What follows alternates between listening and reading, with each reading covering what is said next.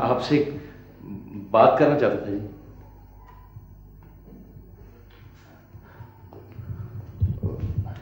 अब्बा जी, अब्बा जी।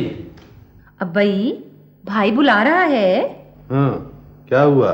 वो जी, मैं जी वो इस्लामाबाद जाना चाहता था।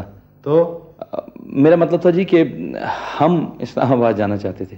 हाय, हम इस्लामाबाद चलेंगे, बड़ा मजा आएगा। नहीं नहीं नहीं, मेरा मतलब है कि मैं और नाजी। अरे इस्लामाबाद में ऐसी कौन सी चीज है जो यहाँ नहीं है? हैं? देखो ना बेटा, फजूल खर्ची करने की क्या जरूरत पड़ी है? अब्बा जी, हम अफोर्ड कर सकते हैं, फिर छोटे मोटे ट्रिप से क्या फर्क पड़ता है जी? ओ बेटा, है तो फजूल खर्ची ना। अब्बई, हमें जाने देना इस्लामाबाद, हमने देखा ही नहीं है किसी ने भी। अरे मैं तो कहती हूँ कि इनके भी जाने की जरूरत नहीं है। बस अम्मी, वो चंद दिनों की तो बात है सारी।